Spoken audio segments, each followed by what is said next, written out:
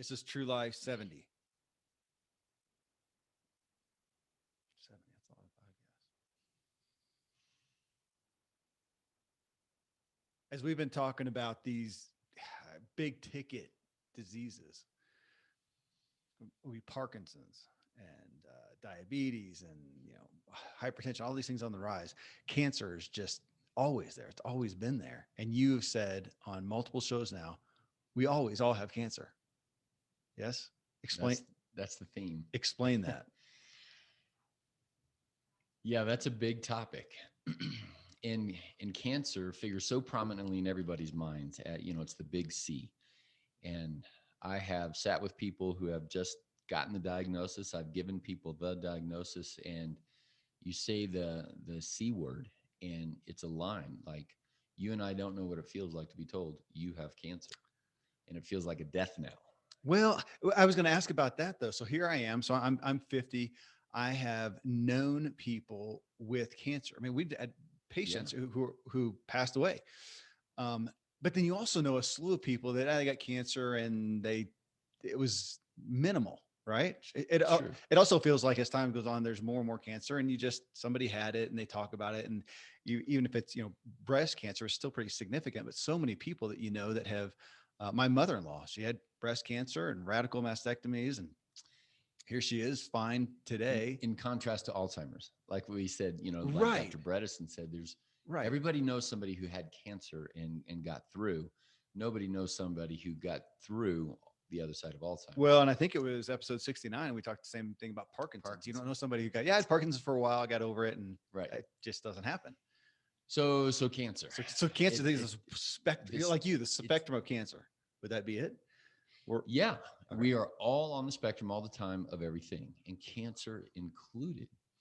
So what I mean by we all have cancer all the time is the fact that, the point of today's show is not going to be about cancer. Like, here's the supplement for cancer, or here's, a secret or something like that. But it is about mindset and awareness of what is really going on with disease in general.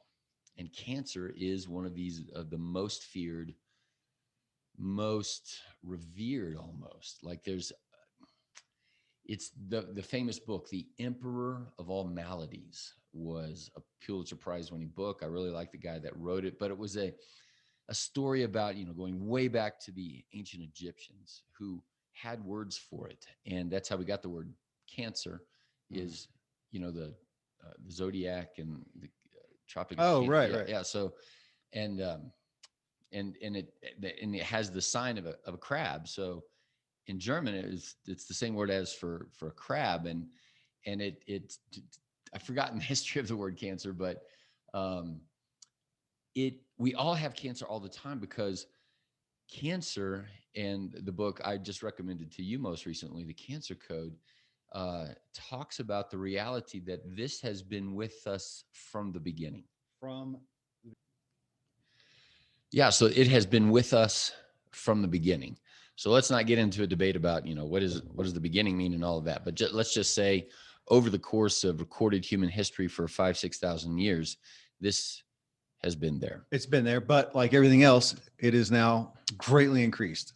The propensity, the cases per. That's right. And most people have said, well, it's because we're living longer. And age is by far the most significant contributor to your risk. Right. And then we can also, and I didn't grab the stats like I did last time, but we also are getting cancer at a younger and younger and younger age. So the living longer is not a great debate to me. Well, okay. It could be there's so many factors in living longer. Socioeconomic status is such a big one in America. All of the other factors that we talk about all the time, the childhood events. Do you live in a place of safety, or are you always fearing for your well-being and the next meal, and those kind of things are, and we can bring that in, because when those things are happening, they are lowering the threshold of getting cancer. Now let's go back to, you always have cancer all the time. So it's lowering, your body sees it and stops it and sees it and stops it until it doesn't. we'll do this. This is going to be super elementary, but I am super elementary. I'm not, I mean, cancer. I mean, if somebody asked me to say, Kevin, what is cancer? It's something about cells doing something or other. I don't know. And it feels like, oh, I got cancer. Just like somebody, like you woke up and caught it. Like coronavirus. Yeah. Yep. So I was with a bunch of people and I got coronavirus. Let's just say you always have a virus all the time. Right. Okay. Well, okay. But I got that strand or whatever. Right. So I got cancer, like it seeped in when I was on the subway or something like that. And it's, you can't think that way. Okay. So you do have cancer, and it is, we could even call it normal. It is a normal part of existence, just like it is normal. If you're going to drive a car, you have to change the oil. You have to change a part out every now and then. That you see the problem, you stop it, you adjust for it, and then you go on. The body is doing this in such a mysterious and near miraculous. It's a marvelous way of the body, how it is continually replenishing the parts that it needs to do what it does. And so you told me this is cells doing what? Cancer is cells. Actually, cancer is a cell that forgets to die. Okay, that right. You would think that it's the fountain of youth. It is. These cells just don't die.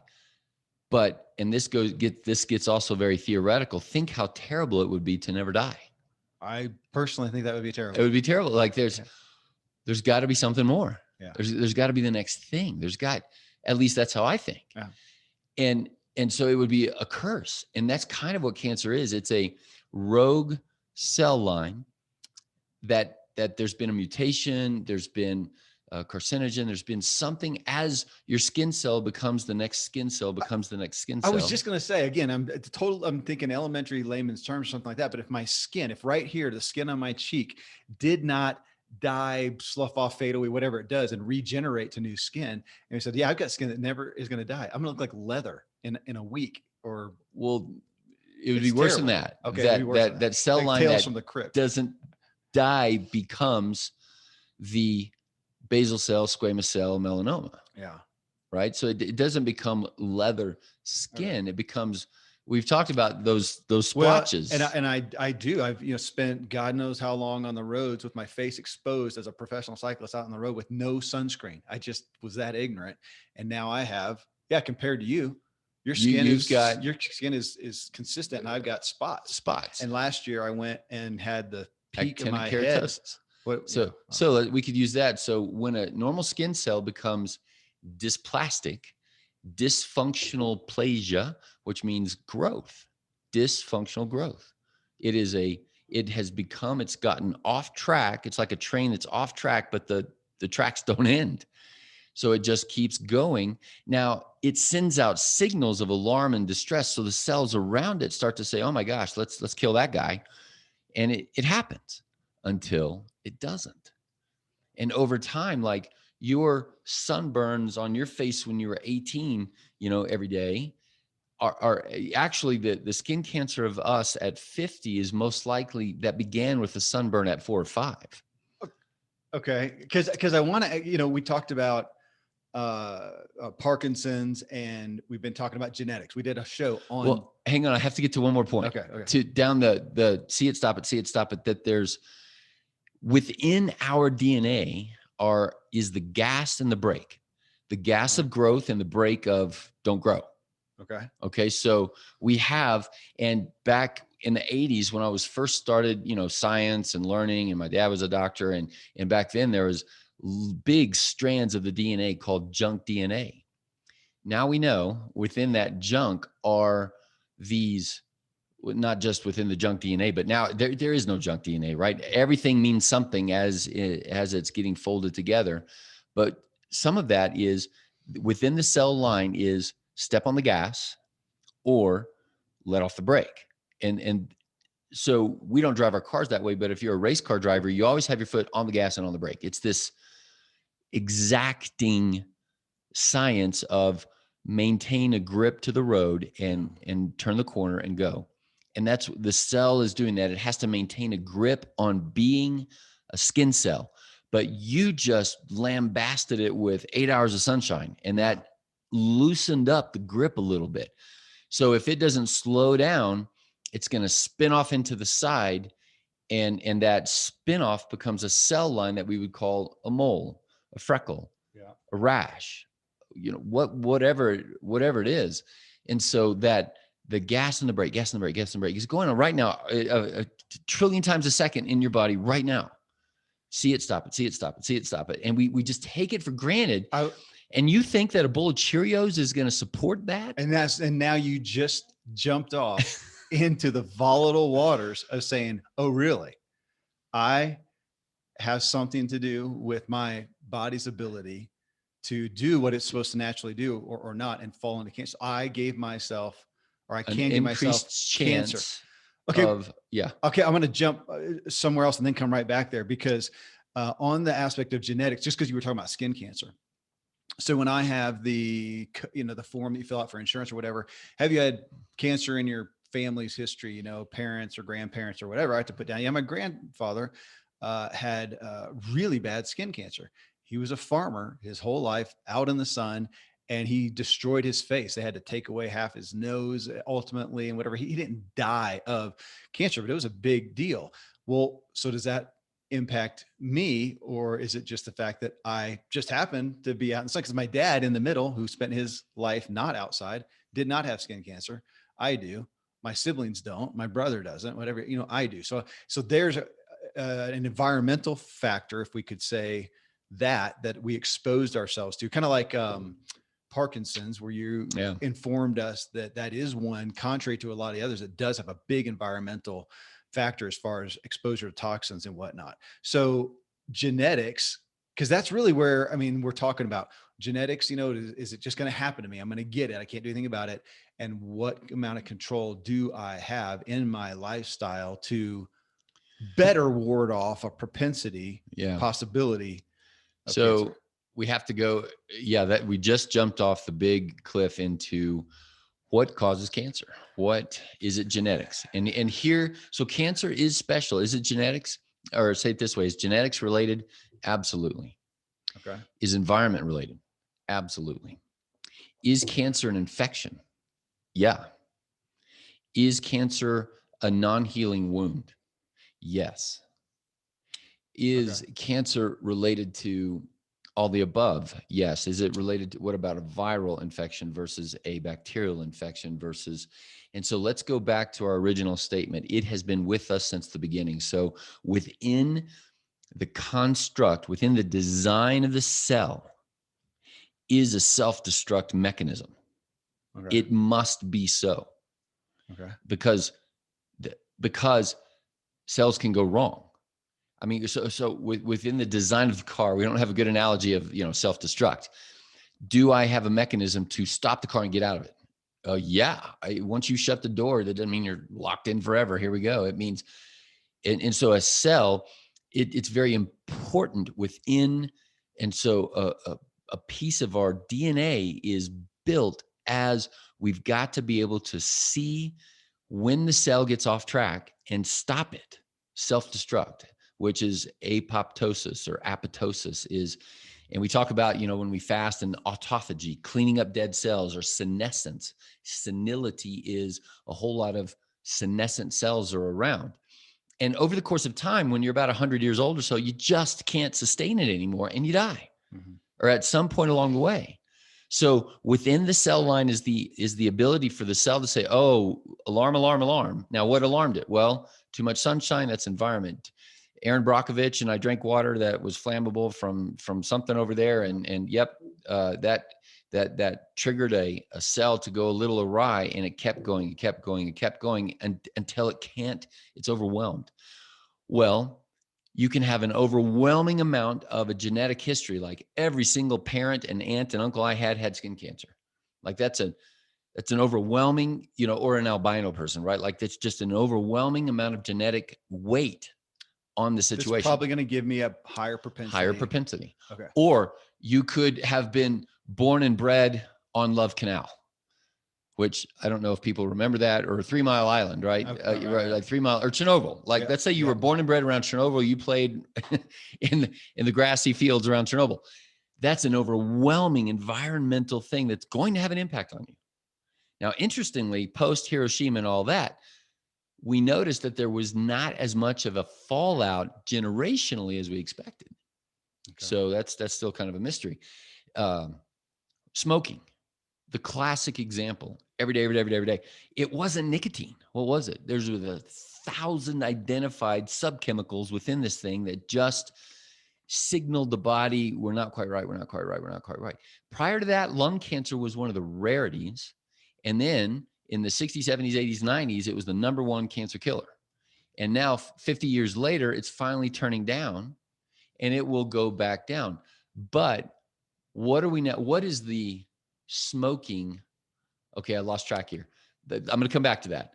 It's one of the important things. What's the new smoking of today? But I want to go back to the overwhelming environmental thing or a genetic thing, or you can lower your threshold.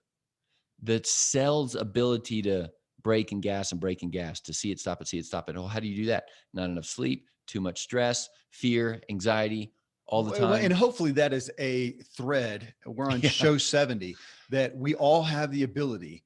It's like Zig Ziglar. He said, hey, is everybody out there? Raise your hand. Do you think you can make your day worse today?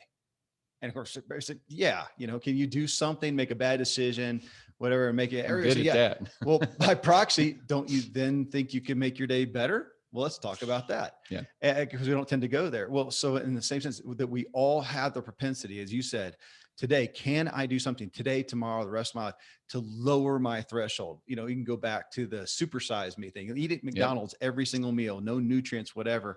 And you are opening the door, lowering your thresholds. We all have that control. So by proxy, there's no disease we can talk about that we can't say that we don't have some control over. But with cancer, and I didn't do my homework on this to go research it, but I know if you look at disease, diabetes, that's where I'm getting ready to go. What's the new smoking? Well, hold on. But if you look at those, even on the, CDC, which is the, what is that? Center for Disease Control, the government agent, they'll say as a primary causation is lifestyle on those. I don't know that they have that with cancer so much. And we as a culture don't seem to have. The CDC will, but I agree. We as a culture don't. Right. Because cancer is something that gets you. Is what we think of. Yeah. Okay. Right. That's the perspective. And that's wrong. what we want to talk about. Right. So you asked me what the new cancer is. Of course, by proxy, I think the new smoking. New smoking is sitting. I thought you were going to say that. It doesn't really. Sitting is the new smoking. That's the new thing about as far as bad health. But no, so what is it? It's over. We're going to go big picture here. It's not overeating. It's being over nutritioned all the time. Which you keep saying that, and I'm because surprised it's you said not over carb only, but over nutrition. I would say, because my perspective has been lately, we are overfed and undernourished because we're overfed of food that lacks nutrition. But maybe it doesn't matter. Even if it doesn't matter. That's right. If you eat enough carrots, it's still too much. Yes. Okay. Broccoli, water, you can eat too much of that stuff. Now, our culture tends to be clearly, and there's no debate, we're over carbed and over sugared. And just over everything. And but that's my point. We put so much in our mouth, and that is not an opinion. Go look at the stats. Our obesity. I mean, it's not. We're not catching obesity. We are. Zig Ziglar again. I'm going to pull him up because he talked about his weight. He had a big weight gain at one point. He says, he said, I did it by choice. He said, I've never accidentally put anything in my mouth. That's why it's fun. Okay. That's very true. And that's with grace to those very, very few who have some hormonal thing or something wrong with it. Even just the normal American is now normally overweight. Yeah. And even though you say you can't catch it, there is this in medicine, it's called kind of the fourth dimension. The studies show if you hang out with people that are overweight, you are very likely to become overweight. If you grow up in a family that's overweight, you are very likely to become overweight. Right. So what's your point? My point is that you're right. Because that's not it's the bothness of a child has very little decision-making power of what they're eating at 2, 3, 4, 5. Well, yeah, because you're just saying it's not a catching it thing. Again, it's the influence. That's Jim Rohn, the famous Jim Rohn. You become the sum of the 5 people you hang around. Most. You're very unlikely. Which is why I have hung around you so much over the past years that I think I am a doctor. I'm going to claim, I'm going to claim Okay. that. Okay. I Thanks. think you've earned it. Great. So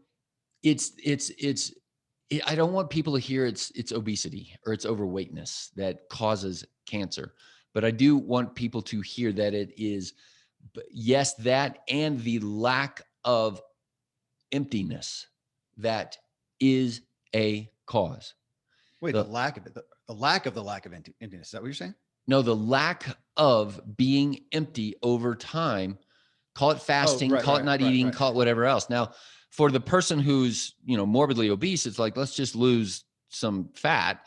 But to the person who is quote unquote normal, whatever that is, let's look at them and say, well, because people all the time will say, gosh, that healthy guy and he got XYZ cancer and he was a runner and not overweight and whatever else. It isn't about the weight. It is about the lack of the biochemistry that can only be found when you actually don't eat. Right. But the things that add into your obesity are very much the same ingredients that would add into cancer as well. Sure. If when you do eat, you are making choices like McDonald's and whatever else, then you just lowered your own threshold that much more. But I'm also looking at me and you and saying, even when I lavish myself in a bowl of broccoli and Brussels sprouts and enjoy it, that I'm still lacking the biochemistry that comes from fasting, that comes from actually being empty. Actually, I'm 36 hours without food right now. I'm I'm a step ahead. Well, hang on. So the biochemistry there is, because Americans cannot hold this in their head. It isn't about, oh, I should fast. It's about recognizing somehow that the goodness, what is going on biochemically when you, because then people think, but I get hungry, I get hangry, my tummy hurts, I get a headache. This clearly cannot be good for my body because I get these symptoms. Mm-hmm. We've talked about that in the past, just like the out of shape person says, well, my knees hurt and I sweat and I get out of breath. Yeah. Clearly I cannot, but Americans understand, no pain, no gain. You got to work through it and all those kind of ideas. But when it comes to the fasting chemistry that's happening, so let's look at the big picture is growth or not growth. And so metabolically, we're talking about anabolism. People hear about anabolic steroids. Oh, right. Okay. And anabolism is growth. Okay. Catabolism. Take away. Catastrophe. Is catabolic. That is a catabolic process or an anabolic process. Yeah. So Americans, with our addiction to always eating, let's just say it's great food, right? Not even junk food or whatever else, but we struggle with not being fed. And so we're always in this anabolic state, always getting a growth signal, grow. Remember, at the very beginning, we talked about gas brake, gas brake, gas brake. Well, if you are always on the gas, there's a problem here. Yeah. There's not enough of the catabolic side of things. So I want people to picture, as Americans, we thrive on bringing home the groceries. Mm-hmm. We don't even have to go get them anymore. They arrive by drone at the doorstep, right? The groceries are coming. We're on automatic refill of our supplements, of our food, of our whatever, but we stink at taking out the trash. Mm-hmm. So if you don't take out the trash, it's not a good situation. And that's exactly what's happening in the cells. So how do you signal the body, hey, like we would tell our teenagers, stop doing what you're doing right now, and we're going to take the trash out. Clean your room, take the trash out. That's right. So something has to happen. Yeah. And the signals, so the growth signals, glucose is a big one. Insulin is a big one. Those are the signals of growth, right? And so in the body, what do we see? Well, we see adipose tissue. We see fatty liver. We see plaque growing on the inside of the arteries. We see tangles and plaques growing in the brain, and we call it Alzheimer's. We see extra things growing on our skin, and we call it skin cancer. It's a growth signal. And it has to be fed. It has to be. It will be. That is the one that's always, even in my ignorance of the clinical aspects of cancer, felt like anything in there has to. And I don't know if you got me on this, but it was years ago of realizing, man, if I feel a little bit of a cold coming on or whatever, what's the best thing I can do? Is it chicken soup? Is it this? It's no. 7-Up and saltines.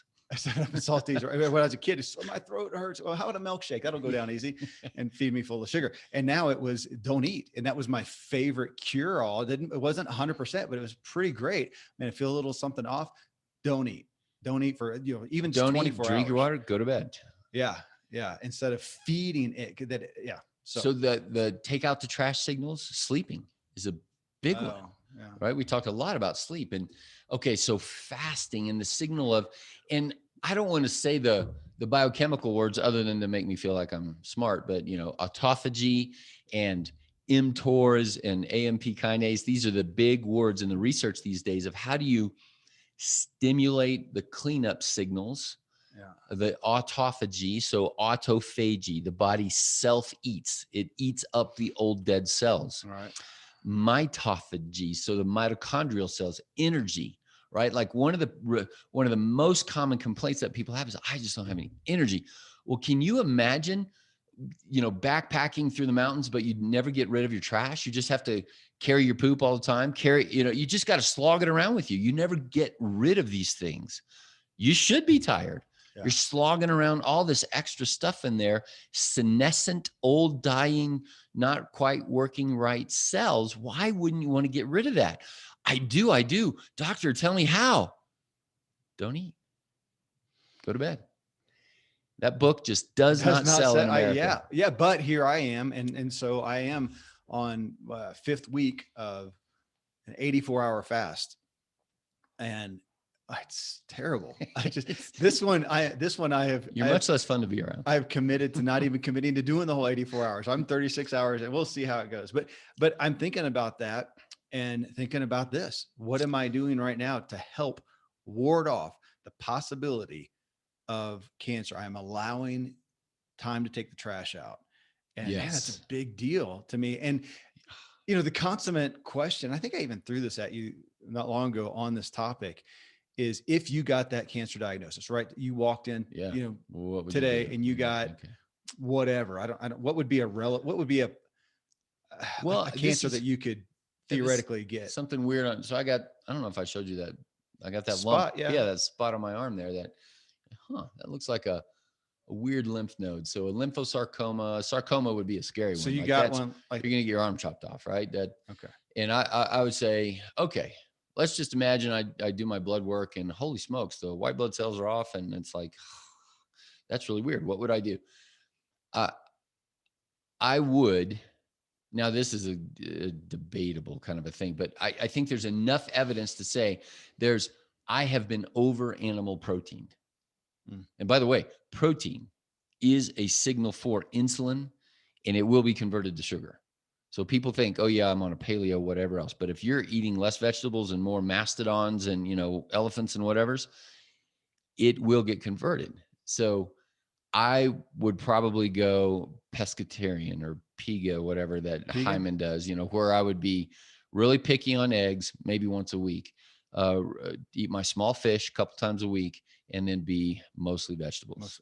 Yeah. Which he's referring, if you're listening, it's the Pegan diet. Mark Hyman just came out with his new book called maybe the Pegan diet, or but if you type in Mark Hyman, HYMAN, Pegan, PEGAN, I guess. Mm-hmm. I guess I could look it up. Pescatarian and egg. Vegetarian, but no eggs.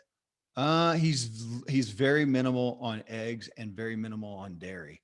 I think with dairy, even saying it'd be best. I think it's no dairy. I mean, eggs don't have anything to do with dairy. I think it's fish and eggs. Okay. Pescatarian. No, he does other meat. He's big on grass-fed, grass-finished beef and whatever. So he's on the highest end, the best you can get meat. But that's what I would do, but less. Yeah, it's like a fourth of your meal at best, maybe a fourth. Yes. Of the rest And the way I would do it is I would have 4 days a week with none.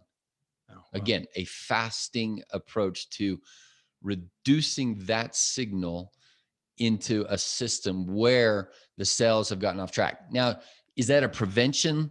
I'm not saying that at all. Like, should we all be vegetarian in order to not get cancer? No. Well, we don't need to go down this track, but it does speak to what you again taught me years ago on the aspect of we as a humanity, the greatest span of time, cycled our food. And we did get a break from I mean, you Everything. shoot something, you Yeah. don't eat meat for a week or 2 weeks, and you eat nothing but nuts. And then berries come in season and you gorge on berries, but then they're gone.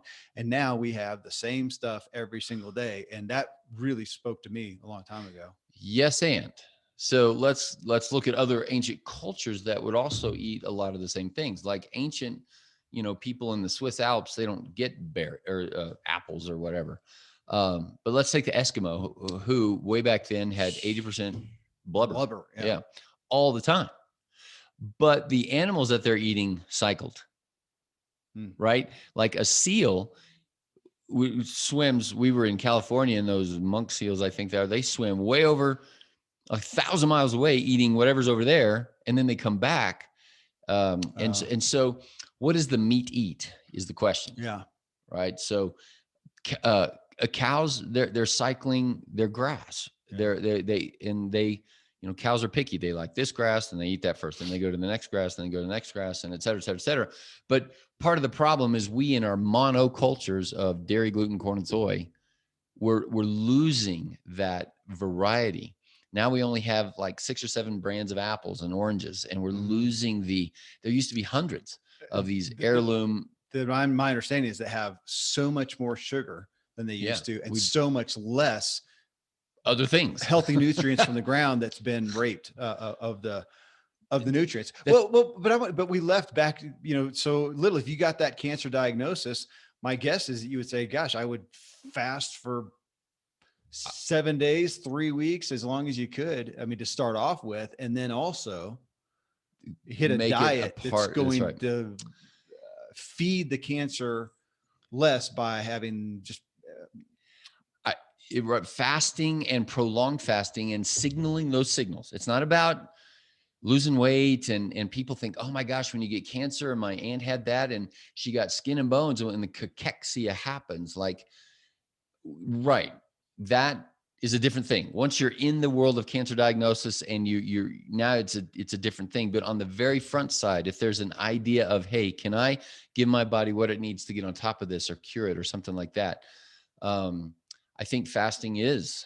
Okay, you just said that though. You said it at the beginning there, because we have all grown up watching the movie with the cancer patient or somebody who's infirm and near death, and they're trying to get food into them.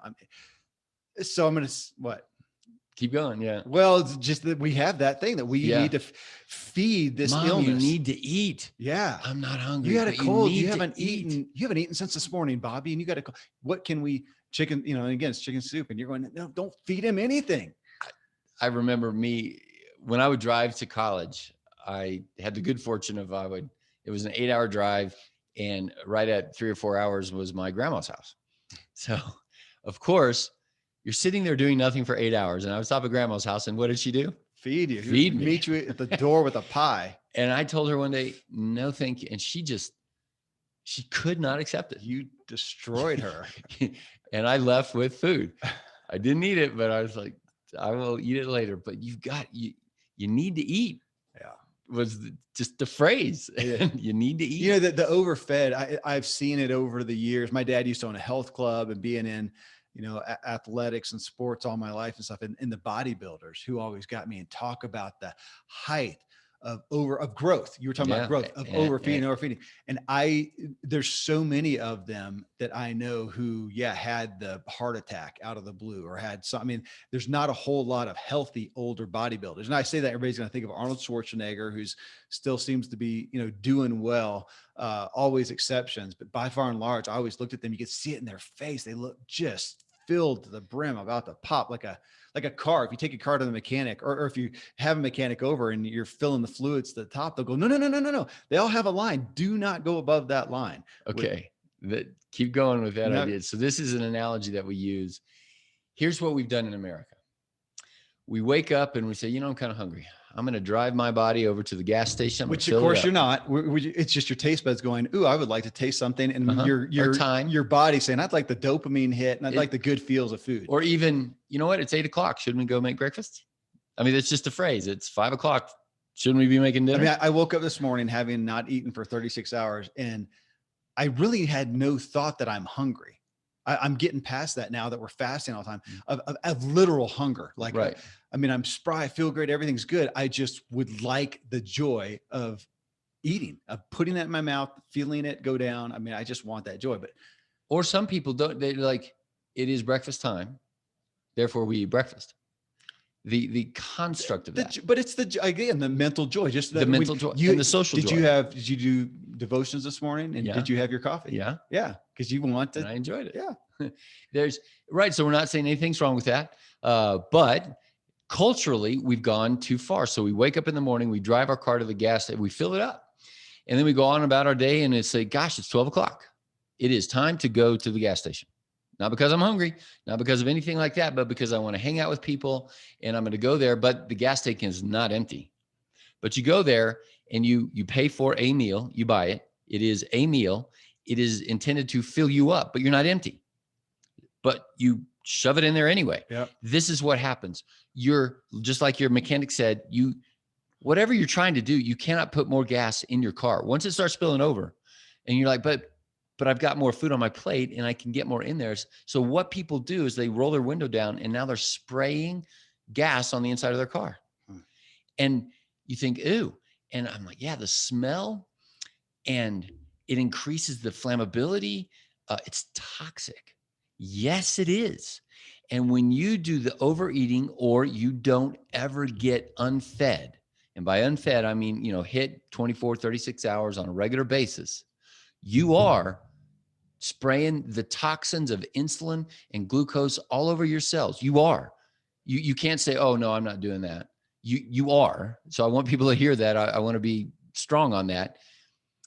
And there will be a consequence. There cannot not be a consequence. It is impacting the body's ability to see it, stop it. Let me just switch right over to smoking.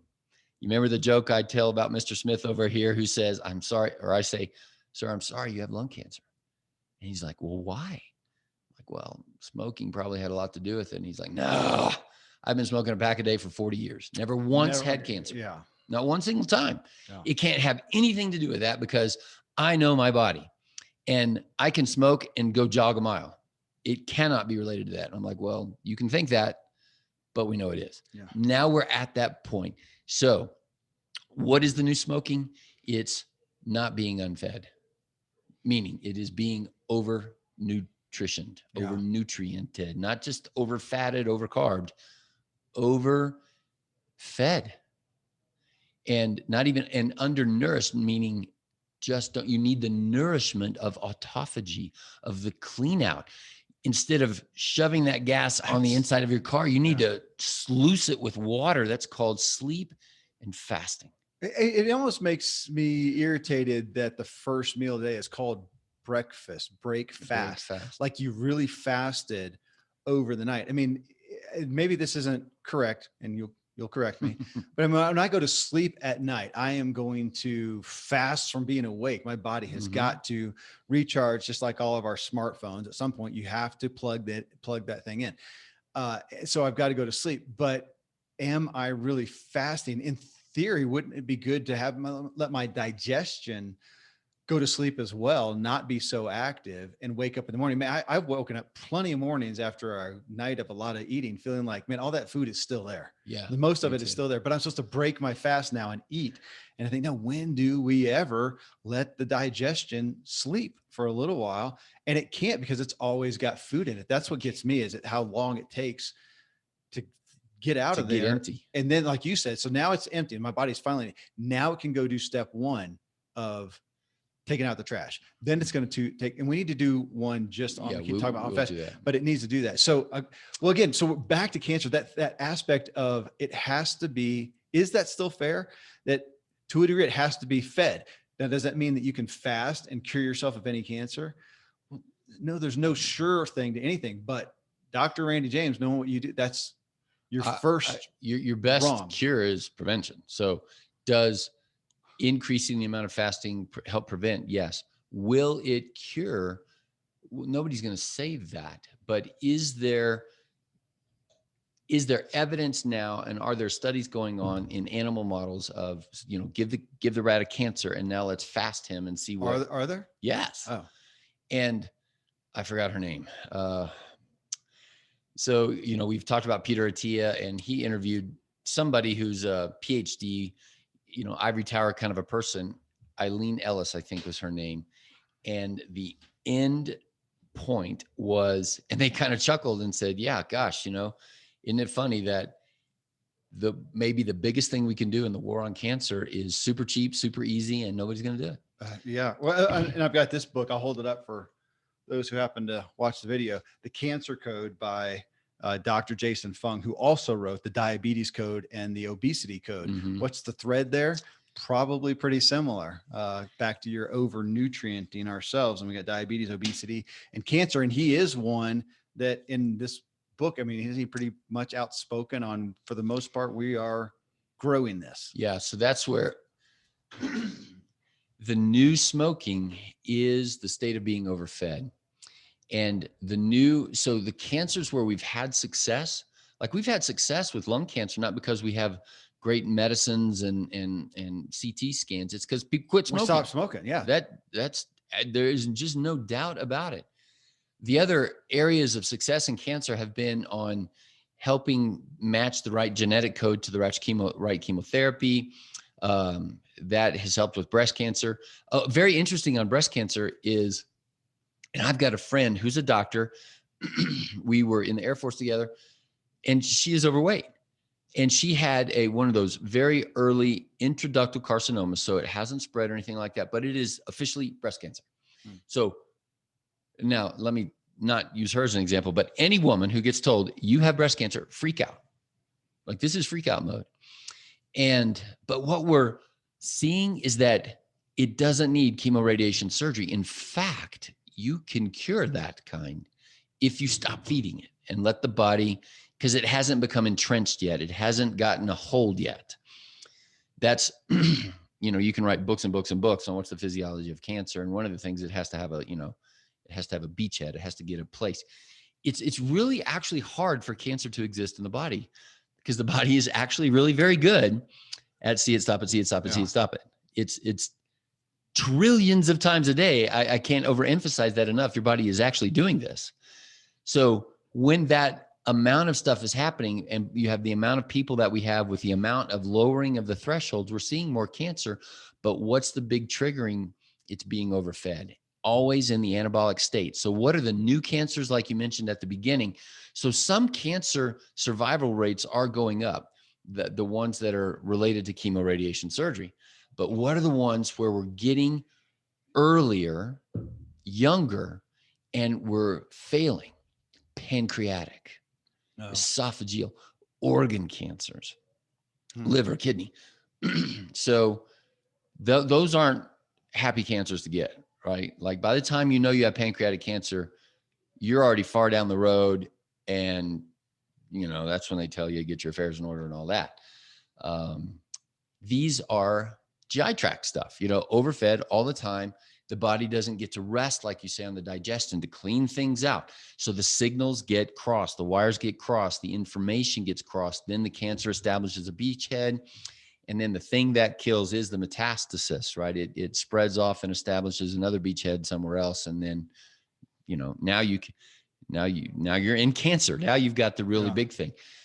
Do you know that? And I think breast cancer is the one where they did this, but when we're talking the reality of you have cancer all the time, this is cellular, molecular, very, very small. You can't really see cancer on the best MRI or whatever on a breast until there's, I think the number is 5 billion cells of cancer. So that's already gone wrong a lot of times. And for some woman who unfortunately gets a diagnosis at 39, it's been there since her likely 20s. So think about that. The guy smoking, it's like, man, you started working on this cancer in your 20s and it took that long.